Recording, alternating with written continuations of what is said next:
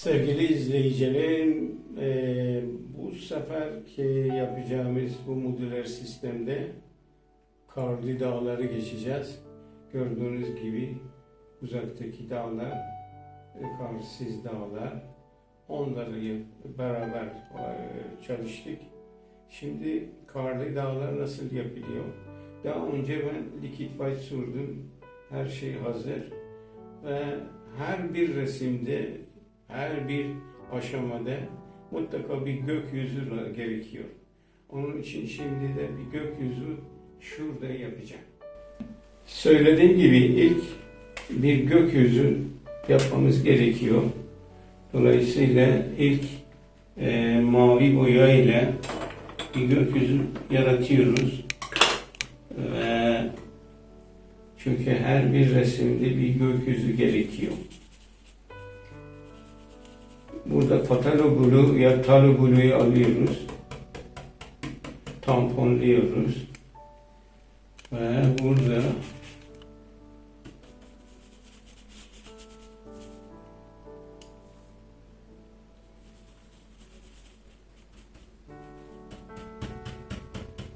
tamponluyoruz.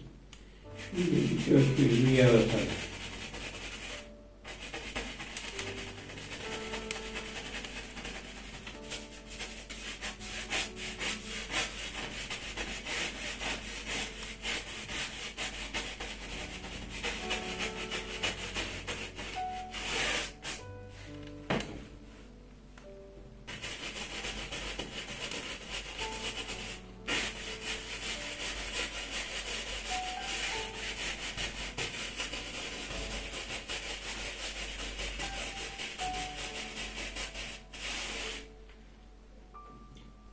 Geniş fırçayı alıyoruz, 5 santim fırçayı alıp harmanlıyoruz. Köşesini kullanarak bütün fırçayı her tarafı değil de yalnız köşesini alıyoruz, harmanlıyoruz.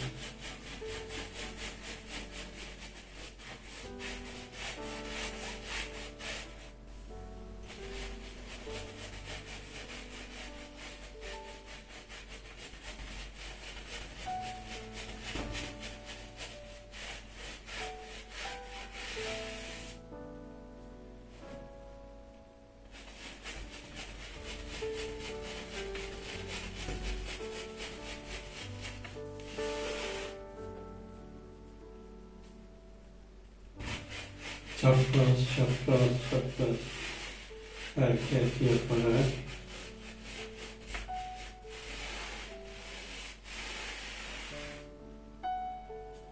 şimdi biraz da bulut yaratalım orada. Değişik olsun, değişiklik yaratalım.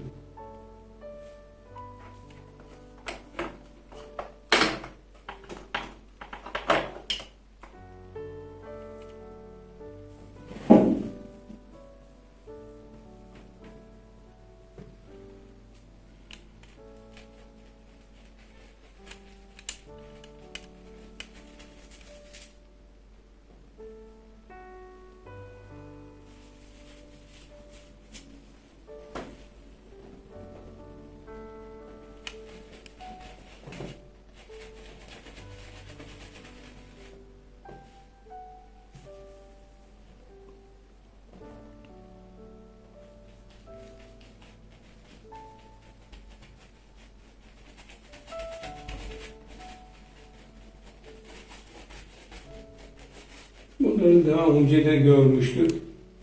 Bulutlar istediğiniz her çeşit bulut yaratabilirsiniz. O sizin zevkinize göre değişiyor.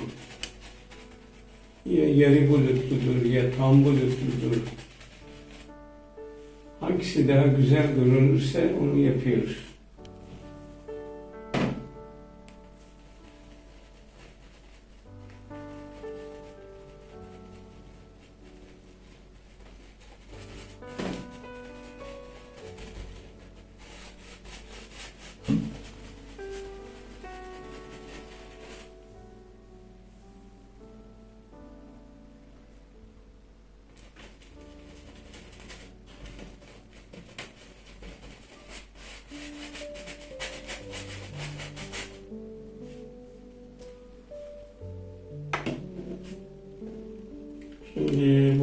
bir harmanlamamız gerekiyor. Temiz fırçayı alıyoruz ve bunu harmanlıyoruz.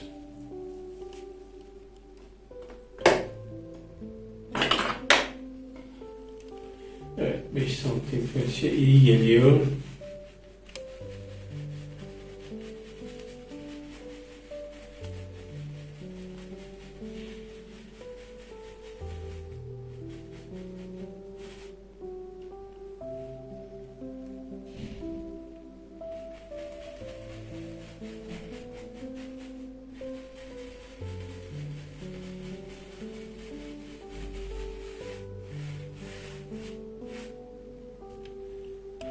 Şimdi bir bölükler de gerçekleştirdik ve şimdi bunun üzerinde dağımızı temel yani zemin rengini nasıl yapıyoruz? Birkaç tane boya var. Dikkat ederseniz mavi var, kremson var, siyah var. Bunları karıştırıyoruz. Koyu bir renk meydana geliyor.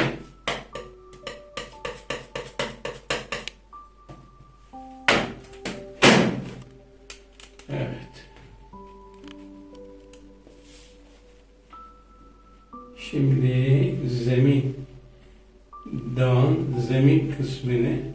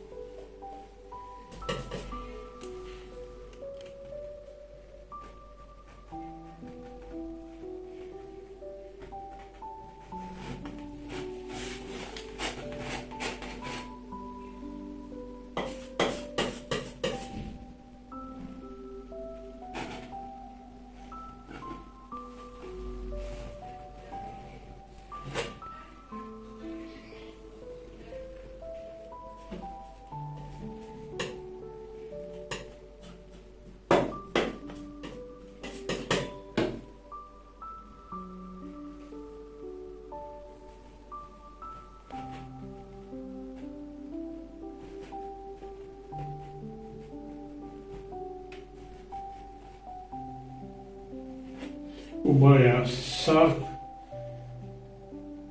yüksek bir dağ.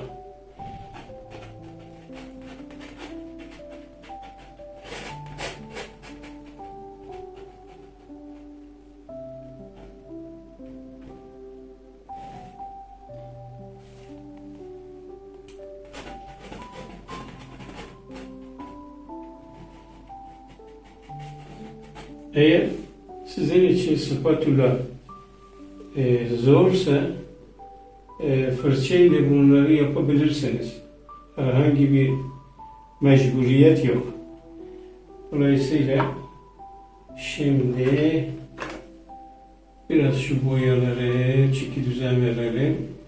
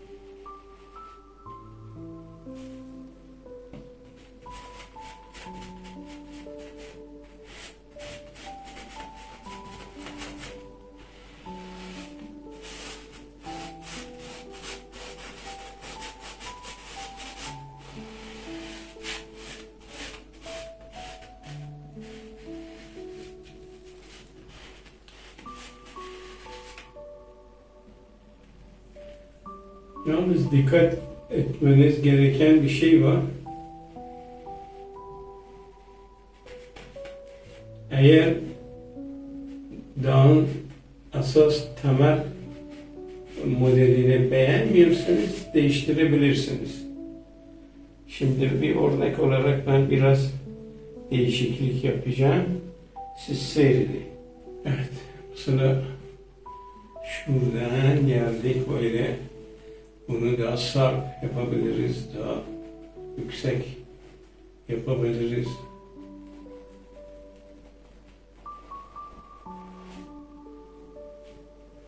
Her zaman her şey mümkün.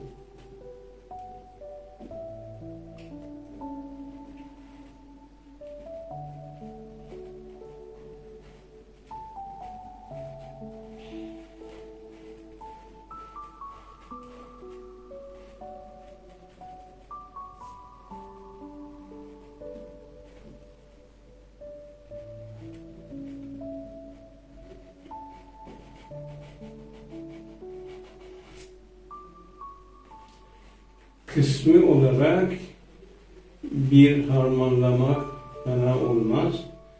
Yumuşak bir fırça alıyorsunuz.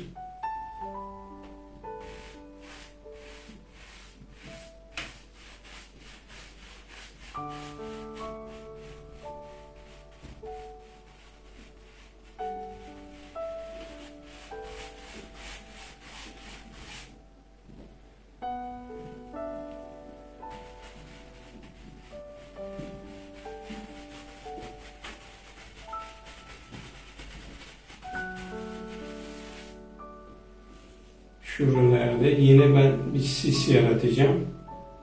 Çünkü sis resmi çok güzelleştiriyor.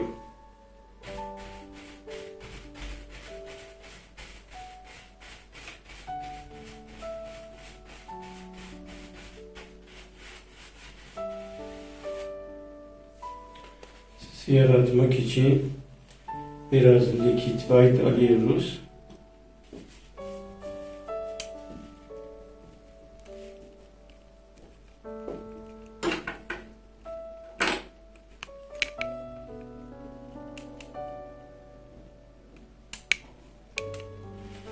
Bunun eteğinde liquid white sürüyoruz.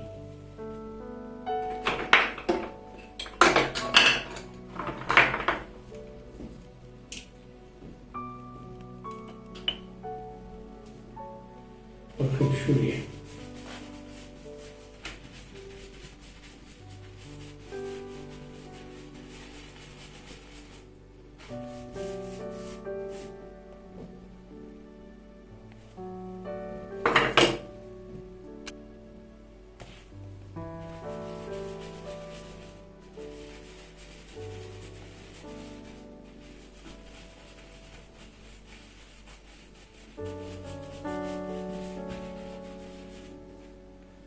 Sonra şu liquid white'i harmanlıyoruz.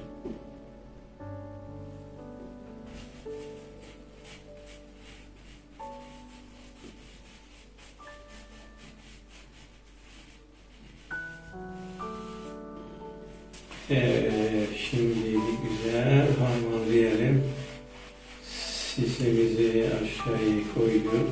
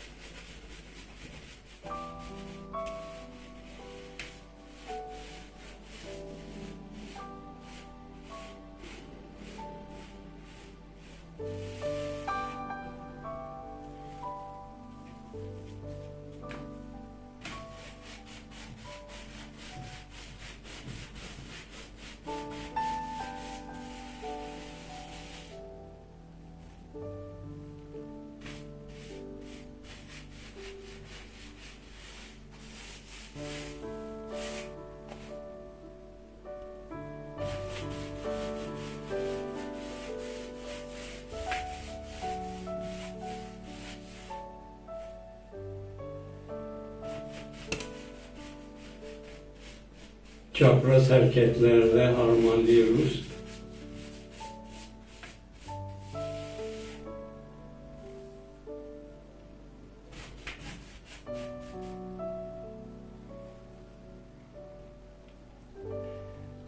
Şimdi bakıyoruz, nihai bir değişiklikler zirvede yapmak istiyorsak yapıyoruz. Bazen şu gördüğünüz destek size yardımcı olabilir ve işinizi kolaylaştırıyor.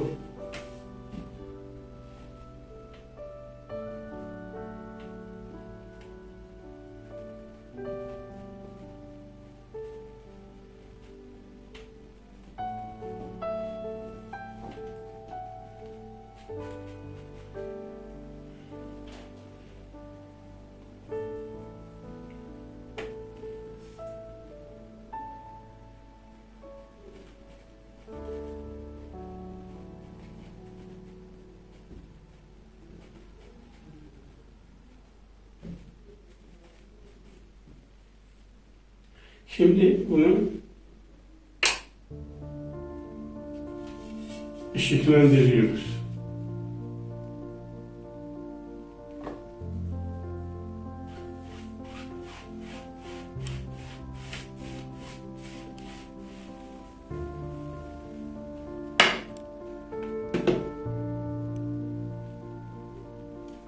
Spatulayı büyük ve küçüğü var. Duruma göre o spatulayı siz seçiyorsunuz.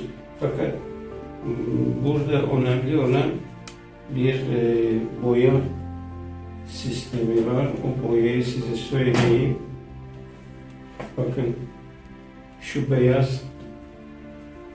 beyazı aşağıya doğru çekiyorsunuz. Böyle dümdüz. Bunu otoban deriz.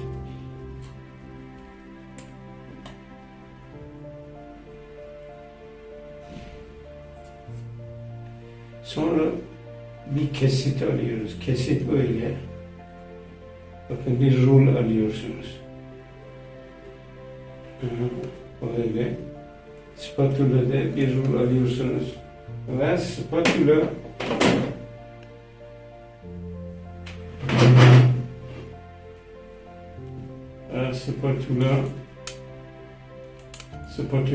spatulayı hakem olacaksınız.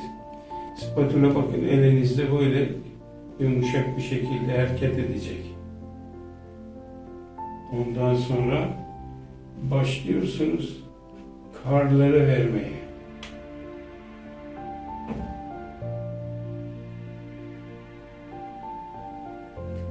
Bizim için bu kırıklar önemli. Bu kırıklar fırçayla meydana gelmez. Hiçbir fırça böyle bir şey vermez. Yeniden ne yapıyorsunuz? Söylediğim gibi bir kesit alıyorsunuz ve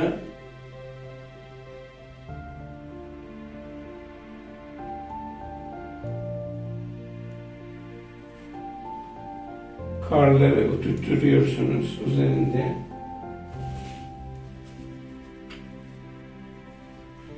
Yalnız dikkat edin, spatulayı mutlaka silin, temiz kullanın.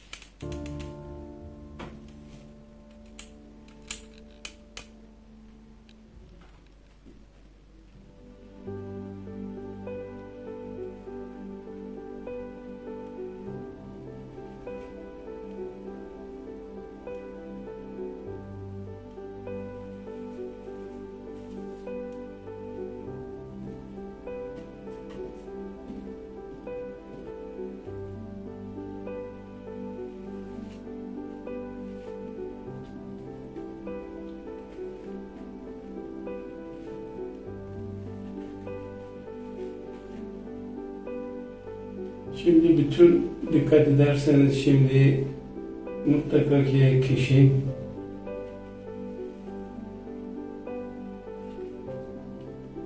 dışarıya çıktığınız zaman dağları seyrediyorsunuz. Karlar belli oturuyor ve çok şekilli bir şekilde davanızı güzelleştiriyor. Sonra dikkat etmek gereken şey şu: her zaman değişiklik yaratabilirsin. Mesela bakın, şunu buna bağlayabilirsiniz. Veya şuradan buna bağlayabilirsiniz.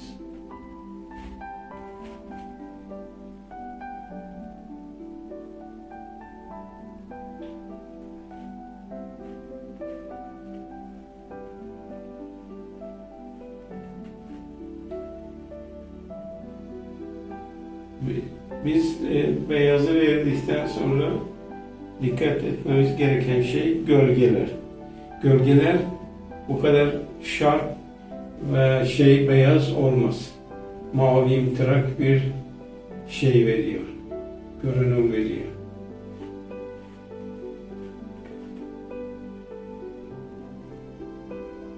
Onun için biraz beyaz, biraz patalı buluğu karıştırarak su rengi bir mavi, su mavisi. Su mavisi meydana getiriyoruz.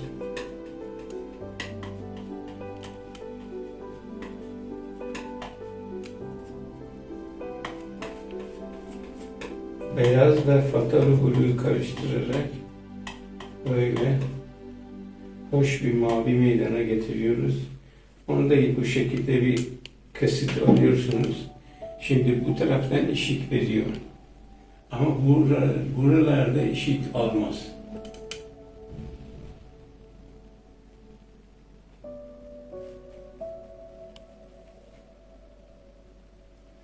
Eğer spatula, yani eğer yeriniz darsa küçük spatula kullanabilirsiniz. Bakın burada dar olduğu için ben de küçük spatulayı kullanıyorum.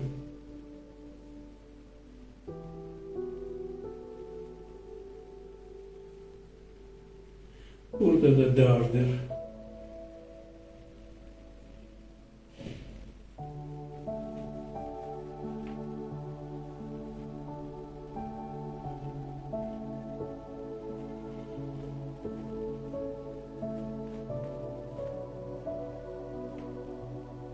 Burada yerimiz geniş olduğu için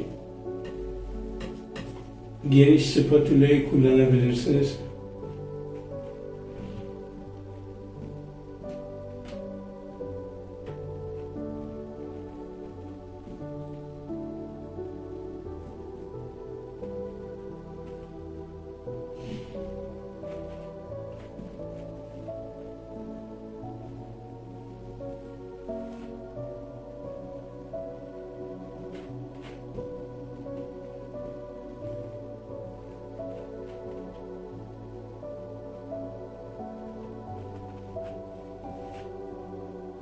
Gördüğünüz gibi bu bayağı yüksek bir dağ ve karlı bir dağdır.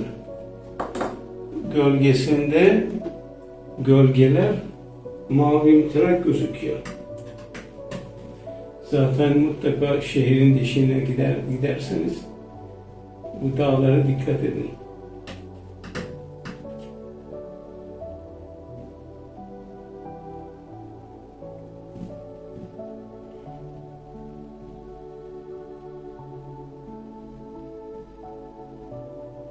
Yine burada dikkat ettiğiniz gibi geniş bir alanımız var. Geniş olduğu için biz de büyük spatulayı kullanıyoruz.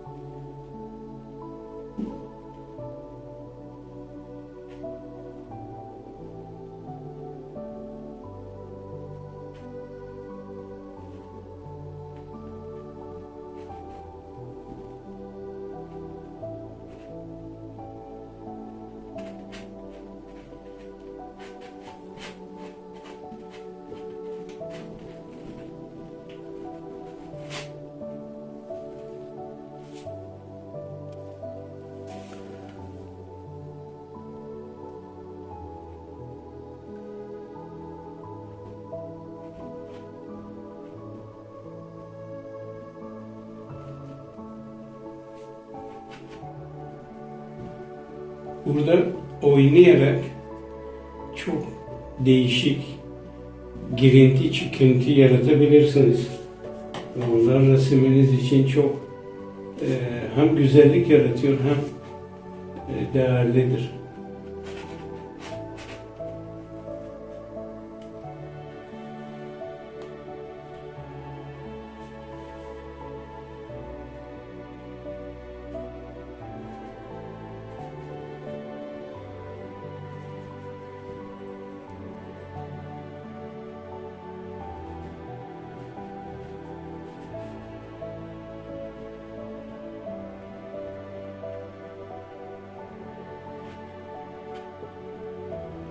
Bunları vadi diyoruz. Bir vadi yaratabilirsiniz. Evet, şimdi genel bir harmanlama yapıyoruz.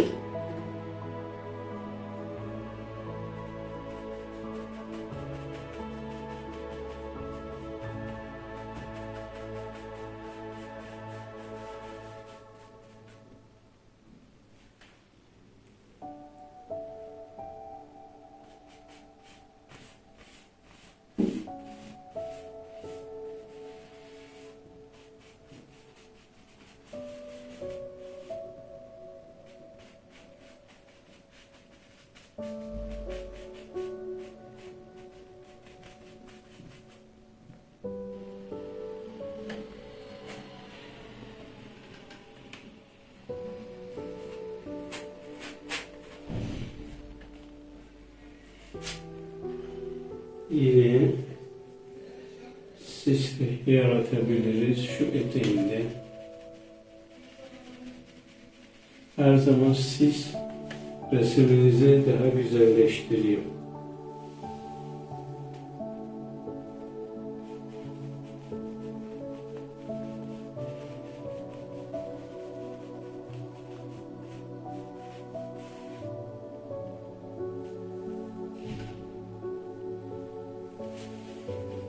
Evet, sisleri harmanlıyorsunuz. Sizin verdiğiniz sis sizin zevkinize göre değişebilir. Yoğun sis veya seyrek sis.